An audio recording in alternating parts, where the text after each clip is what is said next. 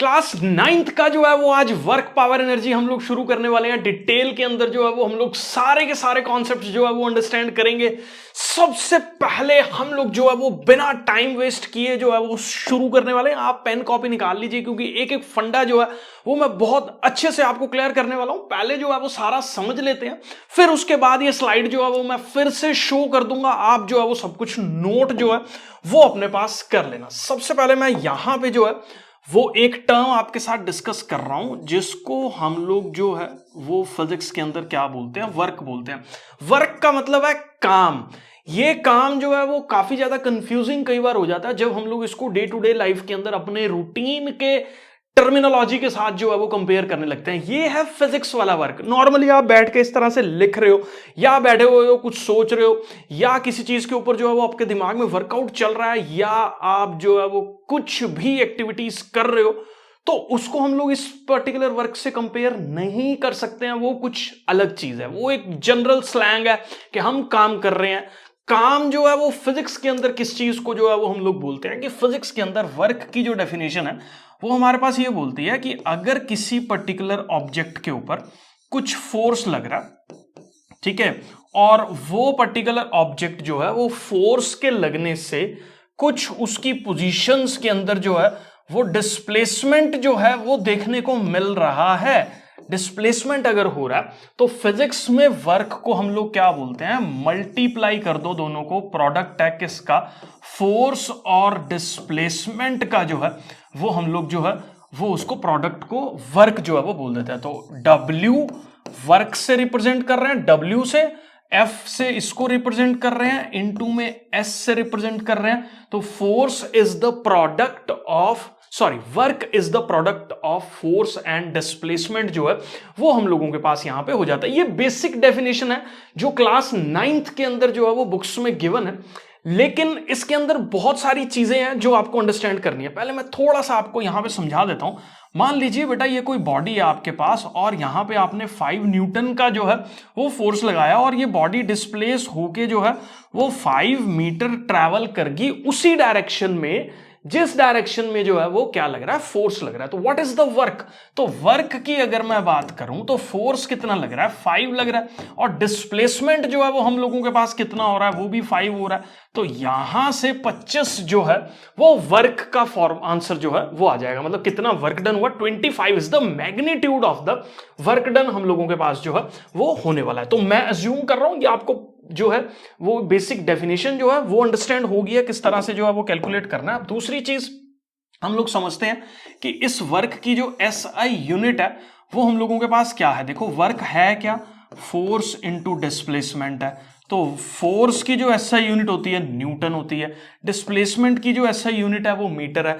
तो वर्क की जो यूनिट होगी वो हम लोगों के पास क्या होगी, डायमेंशनली न्यूटन मीटर जो है वो हमारे पास वर्क हो गया। अब इस न्यूटन मीटर को जो है वो इसके लिए हम लोग एक अलग से टर्म इस्तेमाल करते हैं जिसको जूल बोल देते हैं, और इसको रिप्रेजेंट जो है वो हम लोग कैसे करते हैं, कैपिटल J से जो है वो रिप्रेजेंट हम लोग यहां पे कर रहे हैं। जैसे अभी पिछले क्वेश्चन में 5 न्यूटन का फोर्स लग रहा था और 5 मीटर जो है वो उसका डिस्प्लेसमेंट हो रहा था, तो 25 is the magnitude of the work, और जिसको हम लोग क्या बोलेंगे, 25 जूल जो है वो वर्क हम लोगों के पास जो है वो हो रहा है। तो SI यूनिट्स जो है वो समझ आ गई, फॉर्मूला जो है वो हम लोगों को अंडरस्टैंड हो गया।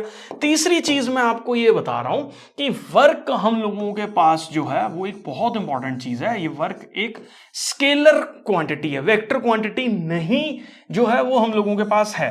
वैसे देखने में ना बड़ा अजीब सा लगता है कि यार फोर्स भी वेक्टर क्वांटिटी है, इनटू में डिस्प्लेसमेंट भी एक वेक्टर क्वांटिटी है, लेकिन वर्क जो हम लोगों के पास निकल के आता है वो एक स्केलर क्वांटिटी जो है वो हम लोगों के पास होती है। अब कई बार 9th लेवल पे ना इस पर्टिकुलर चीज को कई बार समझाना थोड़ा सा डिफिकल्ट हो जाता है क्योंकि 9th लेवल पे हमने वेक्टर्स को जो है वो नहीं पढ़ा होता। एक्चुअल में ना मैं आपको एक चीज थोड़ा सा बेसिक आइडिया जो है वो इस चीज का दे देता हूं। देखो फोर्स एक वेक्टर क्वांटिटी है, तो मान लीजिए ये हमारे पास फोर्स का वेक्टर है। किसी भी सिंबल के ऊपर अगर मैं इस तरह से एरो लगा रहा हूं तो इसको हम लोग क्या रीड करते हैं, this is read as force का वेक्टर जो है वो इसको हम लोग बोल रहे हैं, ठीक है। और ये हम लोगों के पास जो है वो क्या हो गया, डिस्प्लेसमेंट वेक्टर हो गया। अब मान लो इसके बीच में 40 डिग्री का एंगल बन रहा है, तो कितने डिग्री का एंगल बन रहा है, वो मैं थीटा ले रहा हूं। अब मैं ये एक्चुअल डेफिनेशन ऑफ वर्क जो है वो आपके साथ डिस्कस कर रहा हूं, बहुत इंपॉर्टेंट है। 9th लेवल पे इस पर्टिकुलर चीज को अंडरस्टैंड कर लोगे तो काफी इजी चीजें जो है वो हो जाएंगे आप लोगों के लिए आंसर करनी। तो फोर्स और डिस्प्लेसमेंट के बीच का एंगल है थीटा। अब मैं एक्चुअली ये समझा रहा हूं कि ये स्केलर क्वांटिटी क्यों है। तो हम लोग जो वर्क जब डिफाइन करते हैं ना, तो वर्क की जो एक्चुअल डेफिनेशन है वो ये बोलती है कि work is F S cos theta. मतलब क्या कि वर्क फोर्स पे तो डिपेंड करता है, कितना फोर्स लगाया, ठीक है। डिस्प्लेसमेंट कितनी हुई उस पे भी डिपेंड करता है, लेकिन एक और फैक्टर है ऐसा जिस पे वो डिपेंड कर रहा है, that is the angle. Angle कितना बन रहा है वर्क और फोर्स और डिस्प्लेसमेंट के बीच में, उसके ऊपर भी जो है वो हम लोगों के पास फोर्स वर्क जो है वो डिपेंड कर रहा है। तो कितना एंगल बन रहा है। अब ये कॉस थीटा हम लोगों के पास जो है वो क्या होता है, ये थोड़ा सा आइडिया मैं आपको दे देता हूं। मान लीजिए ये एक राइट एंगल्ड ट्राइंगल है, ठीक है। उस राइट एंगल्ड ट्राइंगल के अंदर ये एंगल बन रहा है थीटा। तो इस साइड को जो थीटा के साथ है इसको हम लोग बोलते हैं क्या, बेस। इसको जो है वो हम लोग बोलते हैं क्या, परपेंडिकुलर। और इस साइड को जो है वो हम लोग बोलते हैं क्या, हाइपोटेन्यूज जो है वो बोल देते हैं। अब कॉस थीटा हम लोगों के पास जो है वो क्या होता है, मतलब होता क्या है cos. Cos is actually the ratio of base upon hypotenuse, ठीक है। बेस अपॉन हाइपोटेन्यूज के रेशियो को हम लोग कॉस जो है वो बोल देते हैं। ये अभी मैं इसके अंदर नहीं जा रहा हूं ज्यादा, मैं सिर्फ आपको एक बेसिक आइडिया दे रहा हूं।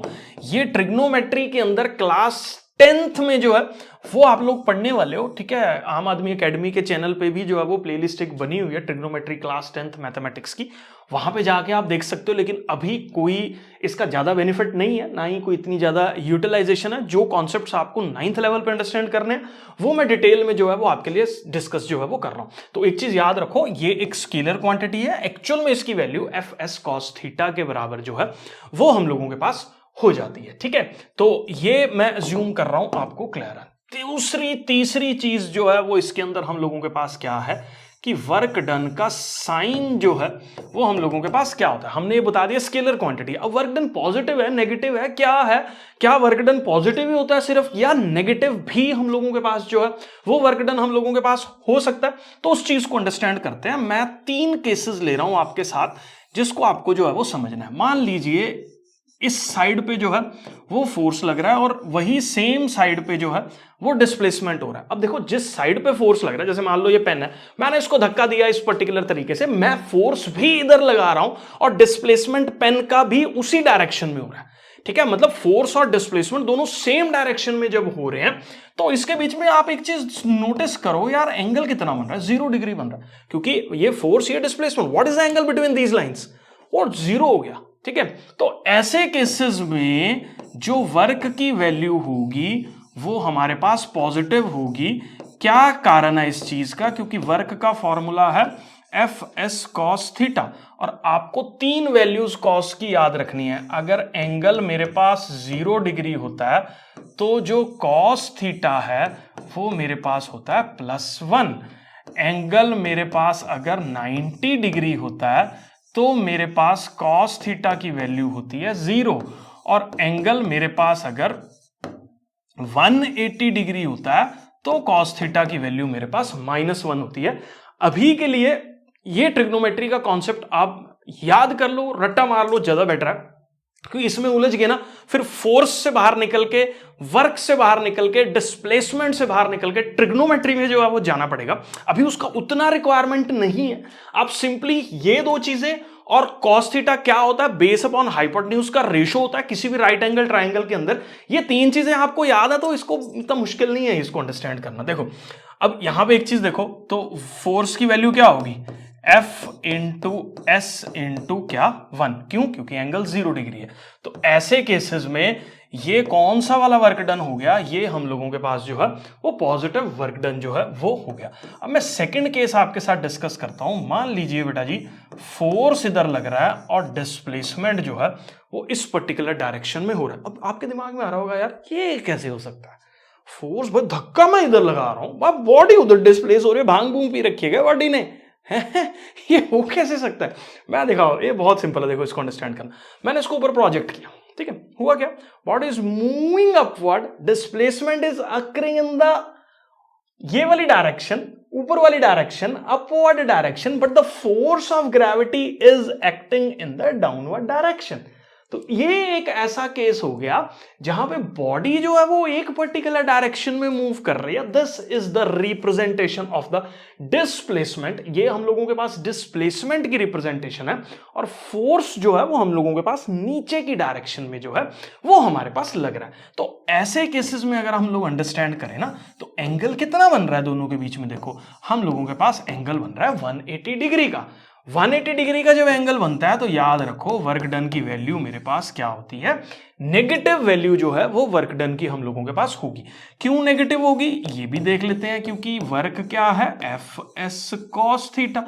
कॉस 180 की वैल्यू कितनी है, -1, तो यहां से F into S into -1 is the work done. तो यहां से वर्क की वैल्यू क्या आ जाएगी, -FS, which is negative value of work done जो है वो हम लोगों के पास यहां पे जो है वो देखने को मिलेगी। तो दो चीजें थी हम लोगों के पास, पॉजिटिव वर्क डन क्या होता है, नेगेटिव वर्क डन क्या होता है। पॉजिटिव वर्क डन हम लोगों के पास तब टेक प्लेस करता है जब हमारे पास फोर्स और डिस्प्लेसमेंट दोनों सेम डायरेक्शन में जो है वो हो रहे हैं, थीटा की वैल्यू 0 है, वर्क डन जो है वो हम लोगों के पास क्या होगा, पॉजिटिव होगा। और नेगेटिव वर्क डन हम लोगों के पास कब होता है, जब हमारे पास फोर्स और डिस्प्लेसमेंट दोनों ऑपोजिट डायरेक्शन में टेक प्लेस कर रहे हैं, तो उस पर्टिकुलर जगह पे हम लोगों के पास जो वर्क की वैल्यू है वो हम लोगों के पास क्या हो जाती है, नेगेटिव जो है वो हो जाती है। मैं अज्यूम करके चल रहा हूं बेटा जी, ये सारा का सारा फंडा जो है वो आपको क्लियर है। अब मैं आपको जो है ये सारा कॉन्सेप्ट एक बार यहां पे शो कर देता हूं, और खुद मैं साइड पे हट जाता हूं। एक बार आप इस पूरे को जो है वो नोट कर लो।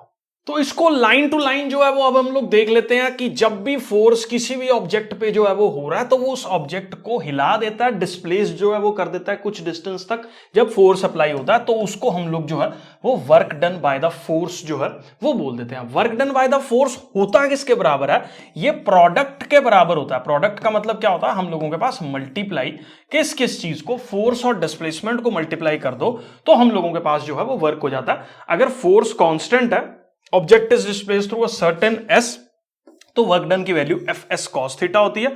और थीटा हम लोगों के पास जो है वो एंगल है फोर्स और डिस्प्लेसमेंट के वेक्टर के बीच का जो है वो एंगल होता है। ये सारा कॉन्सेप्ट जो है वो मैं आपको समझा चुका हूं।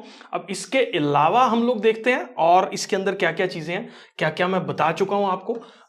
ये जो है वो हम लोगों के पास वर्क एक स्केलर क्वांटिटी है, ठीक है, स्केलर क्वांटिटी है। ये हम लोग जो है वो अंडरस्टैंड कर चुके हैं। इसकी SI यूनिट जो है वो हम लोगों के पास जो है वो जूल है। अब यहां पे ना एक नई चीज इंट्रोड्यूस हो रही है कि SI यूनिट तो जूल है, SI का मतलब होता है system of international units. System of international units तो इसका जो है वो जूल है। एक और सिस्टम होता है मेजरमेंट्स का, जैसे देखो ना यार, लेंथ को मीटर में भी मेजर कर सकते हैं। एक और सिस्टम है लेंथ को मेजर करने का जिसको हम लोग सेंटीमीटर बोलते हैं।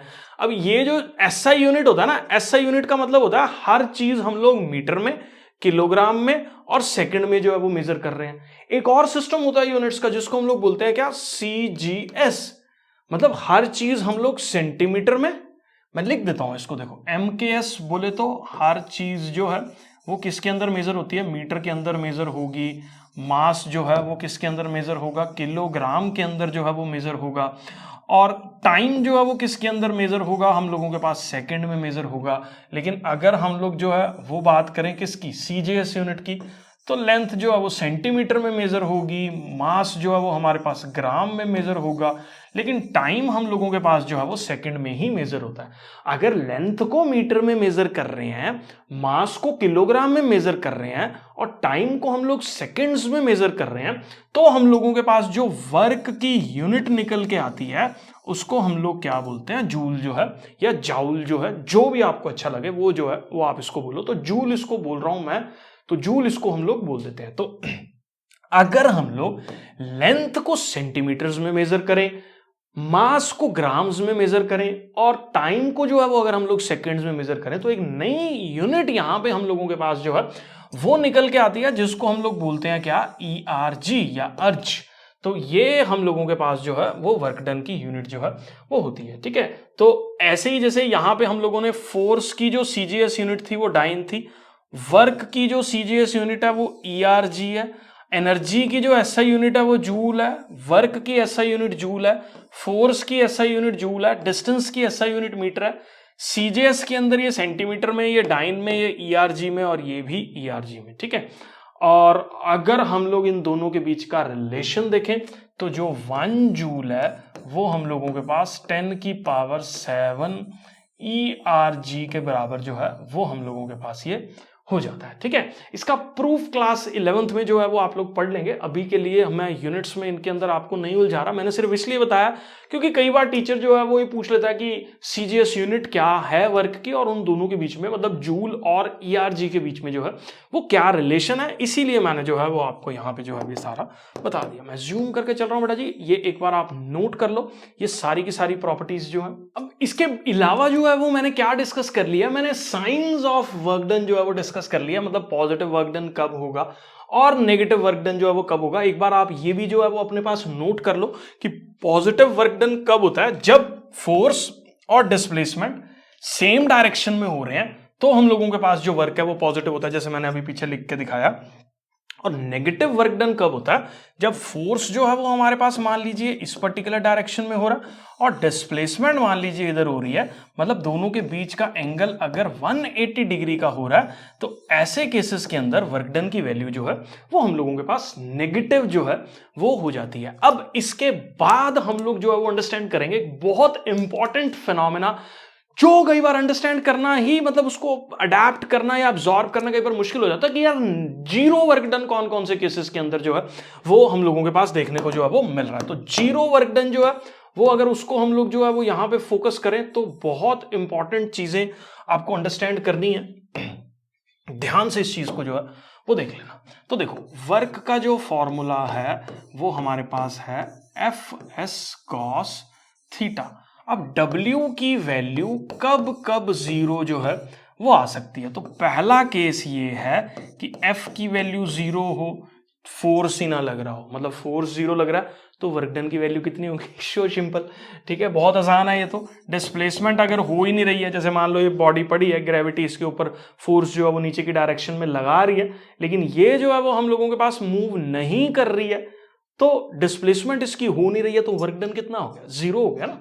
तो डिस्प्लेसमेंट जीरो है, या इसके अंदर एंगल कितना बन रहा है, 90 डिग्री बन रहा है, क्योंकि 90 डिग्री एंगल के ऊपर मेरे पास जो कॉस थीटा की वैल्यू है, मैंने आपने शायद नोट किया होगा, वो किसके बराबर हो जाती है, जीरो के बराबर जो है वो हो जाती है। मतलब क्या इसका कहने का कि अगर किसी बॉडी पे फोर्स और डिस्प्लेसमेंट दोनों एक दूसरे के परपेंडिकुलरली लग रहे हैं, मतलब दोनों के बीच का एंगल कितना बन रहा है हम लोगों के पास, अगर 90 डिग्री का एंगल बन रहा है, तो ऐसे पर्टिकुलर केसेस के अंदर जो work done by the force होगा वो हम लोगों के पास किसके बराबर जो है वो होने वाला है, जीरो के बराबर जो है वो होने वाला है। तो मतलब body is displaced perpendicular to the direction of the force अगर होगा, मतलब ये होगा, तो इन तीनों केसेस के अंदर मेरे पास जो वर्क की वैल्यू है वो हमारे पास जीरो जो है वो आने वाली है। अब मैं ये कुछ केसेस डिस्कस करूंगा जहां पे ऐसा जो है वो हो रहा है। मान लीजिए बेटा ये टेबल है और ये बुक जो है वो यहां पे पड़ी है कोई, मैंने इसको डिस्प्लेस करवा के इस पर्टिकुलर जगह पे जो है वो रख दिया। अब देखो यहाँ पे ध्यान से कुछ पर्टिकुलर चीजों को आप अंडरस्टैंड करो, मैं पेन दूसरा जो है वो ले लेता हूँ। अब यहाँ पे देखो ग्रेविटी जो है वो नीचे की तरफ इसको खींच रही है, वेट लग रहा है, इसको वेट पूरा लिख देते हैं ताकि वर्क से आप कंफ्यूज ना करो। और डिस्प्लेसमेंट जो है वो इधर को मिल रहा है, ये डिस्प्लेसमेंट है, ये फोर्स है, दोनों के बीच का एंगल कितना है, 90 डिग्री है। तो अगर मैंने किसी हॉरिजॉन्टल टेबल पे बुक को सरका दिया, सरकती जा रही है किताब, तो हमारे पास वर्क डन की वैल्यू बाय द ग्रेविटी। यार देखो यार एक चीज और है आपको अंडरस्टैंड करनी है, वर्क खाली वर्क कुछ नहीं है, वर्क हमेशा किसी फोर्स का जो है वो उसकी बात हम लोग कर रहे हैं। वर्क जीरो है, it is a stupid term. हाँ, work done by the gravity zero है तो बात समझ में आती है, क्योंकि इस पर्टिकुलर केस में work done by friction zero नहीं होगा, क्योंकि फ्रिक्शन इसको ऑब्जेक्ट को पीछे की तरफ खींच रहा है। वर्क डन बाय फ्रिक्शन अलग होगा, वर्क डन बाय ग्रेविटी अलग होगा, work done by the man अलग होगा जो इसको लेके जा रहा है। हम अगर particularly work done by gravity की बात करें, मतलब इस पर्टिकुलर एग्जांपल में वर्क बाय ग्रेविटी की बात करें, तो यहां पे इस पर्टिकुलर केस में work done by gravity will be zero के बराबर जो है वो हम लोगों के पास जो है वो होगा। क्यों? क्योंकि फोर्स और डिस्प्लेसमेंट दोनों आपस में परपेंडिकुलर एंगल्स जो है वो हमारे पास बना के बैठे हुए हैं, इसीलिए ऐसा जो है वो हम लोगों के पास देखने को जो है वो मिल रहा है। ज्यूम करके चल रहा हूं, ये क्लियर है। नेक्स्ट एक और चीज मैं आपको समझाता हूं, काफी इंपॉर्टेंट है। मान लो ये कोई बॉडी जो है वो एक सर्कुलर मोशन हमारे पास कर रही है, ठीक है। अब यहां पे देखो, ऑब्वियसली बॉडी सर्कुलर मोशन कर रही है तो फोर्स लग रहा है उस पर सेंटर की तरफ, जिसको हम लोग सेंट्रीपिटल फोर्स जो है वो बोल देते हैं। अब हर पॉइंट पे जो उसकी वेलोसिटी है वो टेंजेंशियल है, तो डिस्प्लेसमेंट इस डायरेक्शन में है, फोर्स इधर है, दोनों के बीच का एंगल कितना बन रहा है हम लोगों के पास 90 डिग्री बन रहा है। तो 90 डिग्री का एंगल अगर बन रहा है तो what is the work done by the centripetal force, what is the work done, एक स्टूपिड टर्म है, आपको हमेशा वर्क डन के अंदर फोर्स को स्पेसिफाई करना है कि कौन से पर्टिकुलर फोर्स की बात जो है वो हो रही है। अगर आपका स्कूल टीचर भी इस तरह की हरकतें कर रहा है ना कि ये बॉडी पड़ी है यहां से लेके यहां तक जो है वो चलेगी, what is the work done, तो ये नहीं है जीरो लिख देना उसको, जीरो वर्क डन नहीं होगा, क्योंकि ग्रेविटी अलग वर्क डन कर रही है, ग्रेविटी का वर्क डन जीरो है, फ्रिक्शन का वर्क डन जीरो नहीं है, या जो आदमी यहां से यहां तक इसको खींच के जा रहा है उसका वर्क डन भी जीरो नहीं है। समझ में आ रही है? तो आपको स्पेसिफाई करना पड़ेगा कि वर्क डन की बात अगर आप कर रहे हो तो आपको बताना पड़ेगा भैया वर्क डन हमेशा और हमेशा किसी फोर्स का होता है, सिंपल उसको जो है वो वर्क डन को आप ना इस्तेमाल करो। This is the particular concept जो आपको जो है वो अंडरस्टैंड यहां पे करना है। तो इस पर्टिकुलर केस में अगर मैं सेंट्रीपिटल फोर्स के द्वारा वर्क डन कितना हो रहा तो आप यहां पे देखो कि सेंट्रीपिटल फोर्स हमेशा सेंटर की तरफ लग रहा है और डिस्प्लेसमेंट जो है वो हम लोगों के पास इस पर्टिकुलर तरफ जो है वो देखने को मिल रहा है। दोनों के बीच का एंगल जो है वो हम लोगों के पास 90 डिग्री का बन रहा है, इसीलिए वर्क डन की वैल्यू हम लोगों के पास जो है वो कितनी आ रही है, जीरो के बराबर जो है वो वर्क डन की वैल्यू हम लोगों के पास आ रही है। मैं जूम करके चल रहा हूं बेटा जी, ये पर्टिकुलर फंडा जो है वो आपको क्लियर है। इसके बाद कुछ दो एग्जांपल्स हम लोग देख लेते हैं। तो यहां पे देखो, force makes an angle 90 degree, work is said to be zero, मतलब जब भी एंगल 90 डिग्री का होगा, अगर आप किसी ऑब्जेक्ट को होल्ड करके जो है, देखो ना, जैसे मान लो मैंने इसको पेन को पकड़ा हुआ है, ठीक है, इस पेन को पकड़ा और इस पेन को ऐसे लेके जा रहा हूं, वर्क डन बाय मी कितना हो रहा है, जीरो नहीं है। ध्यान से सुनना, work done by the gravity zero है। क्यों? क्योंकि इस पेन के ऊपर वेट जो है वो नीचे की तरफ लग रहा है, अर्थ नीचे की तरफ फोर्स लगा रही है, डिस्प्लेसमेंट ऐसे हो रही है, दोनों के बीच का एंगल कितना बन रहा है, 90 डिग्री बन रहा है। 90 डिग्री एंगल बन रहा है तो वर्क डन कितना होगा हमारे पास, जीरो होगा। तो ये चीज है कि work done by the gravity जो है वो हम लोगों के पास जो है वो इस पर्टिकुलर केस में जो है वो जीरो होने वाला है। Not work done bye you, work done by gravity यहां पे जो है वो आपको लेना है, ठीक है। क्योंकि अगर आप फोर्स लगा के उस ऑब्जेक्ट को आगे की तरफ जो है वो लेके जा रहे हो तो वर्क डन आपका जीरो नहीं होगा।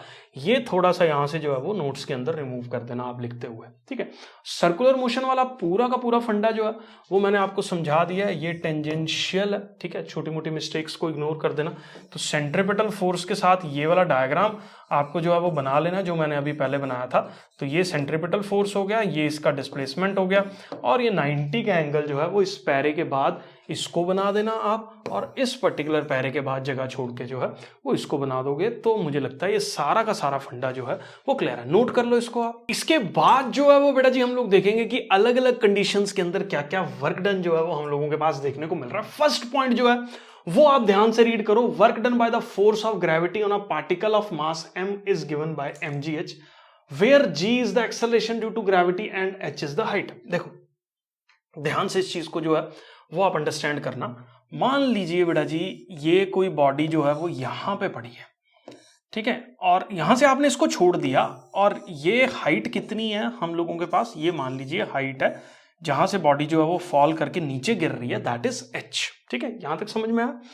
दूसरा देखो, इस बॉडी पे कितना फोर्स जो है वो अर्थ लगा रही है, सबको पता है फोर्स इज m इंटू जी, और डिस्प्लेसमेंट जो है वो किस तरफ हो रही है, इसी तरफ हो रही है h। तो एंगल कितना बन रहा है फोर्स और डिस्प्लेसमेंट के बीच में, 0 डिग्री का।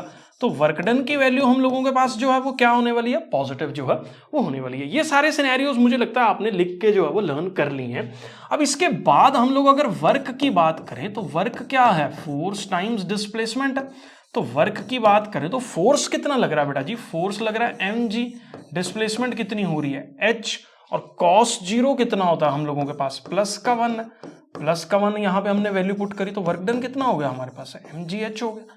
तो वर्क डन जो है वो इस पर्टिकुलर केस में कितना हो जाएगा, mgh जो है वो हो जाएगा। अब दूसरी चीज आपको जो यहां पे लर्न करनी है वो ये है कि मान लो बेटा हम लोगों के पास क्या है, ये एक पर्टिकुलर स्प्रिंग का काम जो है वो कर रहा है, जो कि एक नेचुरल लेंथ के अंदर जो है वो प्रेजेंट है। नेचुरल लेंथ का मतलब ना तो उसको दबाया गया ना उसको जो है वो स्ट्रेच किया गया। अब मैंने क्या किया, इस पर्टिकुलर सिनेरियो के बाद इस पर्टिकुलर स्प्रिंग को थोड़ा सा मैंने एक्सटेंड करके इस पर्टिकुलर जगह तक जो है वो मैं ले आया। कितना एक्सटेंड कर दिया मैंने इसको यहां तक जो है वो एक्सटेंड कर दिया, एक्स जो है वो इसको एक्सटेंड कर दिया। तो what is the potential energy developed. अब देखो हर एक स्प्रिंग की अपनी अपनी कैरेक्टरिस्टिक है। कोई पेन के रिफिल में से स्प्रिंग निकाल रहा है, उसका अलग काम है। कोई गाड़ी के शॉकर के स्प्रिंग की बात कर रहा है, कार के शॉकर की, बाइक के शॉकर की, या ट्रक के शॉकर के स्प्रिंग्स की बात कर रहा है, तो उनका एक अलग फंडा है, उनकी एक अलग पावर है अपनी, ठीक है। तो यहां पे एक इनकी वैल्यू जो है वो किसके बराबर होती है, पोटेंशियल एनर्जी, ये आपको याद रखना पड़ेगा, हाफ के एक्स स्क्वायर के बराबर जो है वो इसकी वैल्यू होती है। के एक कांस्टेंट है जो स्प्रिंग की प्रॉपर्टी के ऊपर जो है वो डिपेंड कर रहा है। एक्स हम लोगों के पास क्या है, एक्स इज द डिस्प्लेसमेंट, कहां से, मीन पोजीशन से, मतलब स्प्रिंग को जो है वो कितना खिसका के जो है वो साइड पे लेके आया गया, that is the displacement from the main position हम लोगों के पास जो है वो होती है।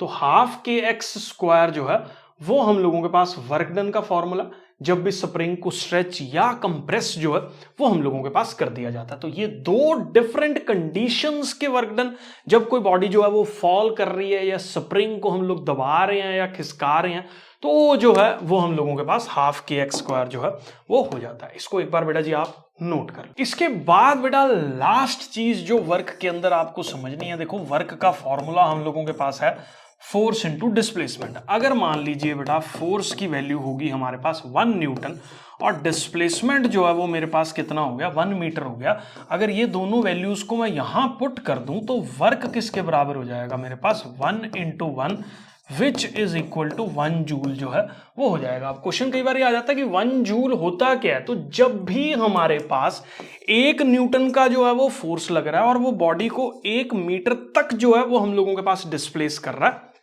तो हम लोगों के पास जो वर्क की वैल्यू है वो 1 जूल के बराबर जो है वो हम लोगों के पास हो जाती है। इसी चीज को जो है वो हम लोग 1 जूल जो है वो बोल देते हैं।